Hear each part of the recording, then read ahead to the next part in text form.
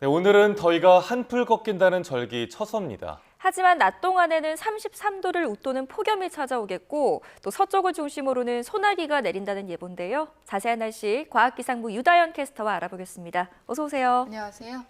네, 오늘이 절기상 처서지만 더위가 여전한 거죠? 네, 그렇습니다. 처서가 지나면 마법처럼 이 무더위가 꺾인다고 해서 처서 매직이란 말도 있는데요.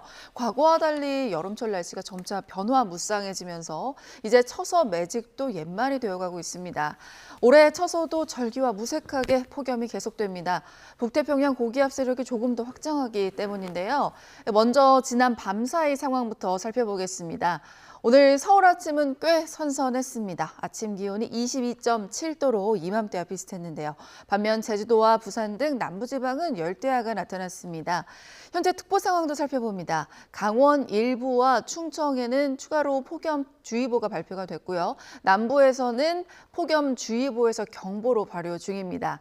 특히 조금 더 짙은 색으로 표시된 부분은 주의보보다 한 단계 격상된 경보 수준입니다.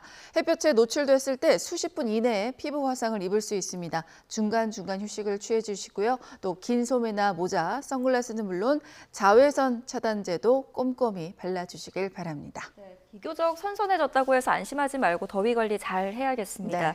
자, 그럼 오늘은 어제보다 얼마나 더울까요? 네, 사실 어제는 수도권과 강원을 중심으로 비가 내리면서 많이 선선했습니다. 기온이 크게 오르지 못했었는데요.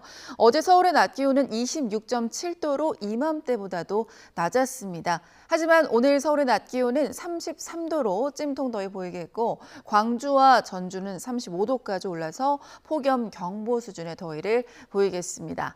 온열 질환 위험이 높습니다. 목이 마르지 않더라도 수시로 물을 마시고 격렬한 야외 활동은 자제하는 게 좋습니다. 네, 온열 질환도 문제인데 냉방병 호소하는 분들도 많잖아요. 어떤 점들을 조심해야 될까요? 네, 그렇습니다. 에어컨과 같은 냉방기를 24시간 돌리는 게 일상이 돼버렸는데요. 이 냉방병은 말 그대로 더운 여름철 과한 실내 냉방으로 발생하는 질병입니다.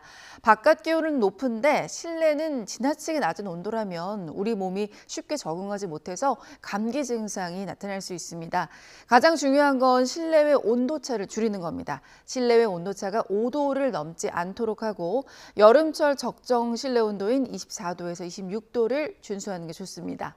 환기도 중요한데요. 냉방기를 계속 가동하면 실내 습도가 낮아지고 호흡기 점막이 건조해져서 기침이 심해질 수 있습니다. 주기적으로 환기하고 또 냉방기도 청결하게 관리해 주시길 바랍니다.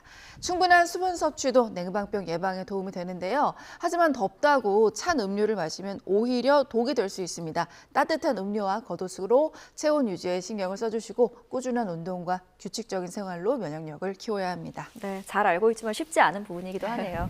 자, 오늘도 무더위 속에 소나기가 내리는 곳이 있다고요? 네, 그렇습니다. 어제 수도권과 강원도를 중심으로 강한 비가 왔었죠. 시간당 20에서 30mm의 매우 강한 비가 내리기도 했는데요. 어제부터 지금까지 경기도 수원에는 92.1mm, 울진은 80.2mm, 또 강원도 67.5mm로 예상보다 많은 양의 비가 왔습니다. 오늘은 대기 불안정으로 소나기가 오는 곳이 있습니다. 낮부터 저녁 사이에 서쪽을 중심으로 5에서 40mm 정도의 소나기가 오겠는데요. 경기 남부와 강원, 충남, 전북 서부, 경남 서부 내륙입니다. 돌풍과 벼락을 동반해서 요란하게 내리겠고요. 같은 지역이라도 강수량의 차이가 클 것으로 보입니다. 또 소나기가 그친 뒤에는 습도가 더 높은 상태라서 체감 더위는 더 심할 것으로 보입니다. 네, 소나기 예보된 곳 주민분들께서는 우산 챙기셔야겠습니다. 네. 이제 8월의 끝자락을 향해 가고 있는데 이번 더위 언제까지 이어지나요?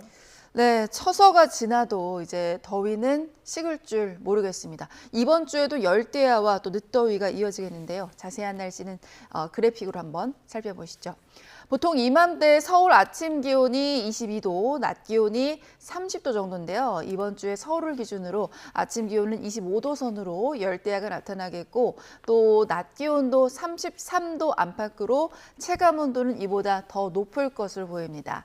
태풍도 변수입니다. 이 태풍 4호델은 현재로서는 이번 주 중국에 상륙할 가능성에 조금 더 무게가 실리고 있는데 태풍이 직접 상륙하지 않더라도 고기압 가장자리를 타고 열대 수증기가 한반도로 밀려드는 데다 이 북쪽의 찬 공기와 충돌하는 경계면에서는 다시 장마철 같은 정체 전선이 만들어질 수 있는데요. 우리나라로 올 가능성은 낮아졌지만 아직은 상황이 유동적이라서 좀 더 지켜봐야겠습니다. 네, 알겠습니다. 오늘 여기까지 듣겠습니다. 지금까지 과학기상부 유다현 캐스터와 함께했습니다. 잘 들었습니다.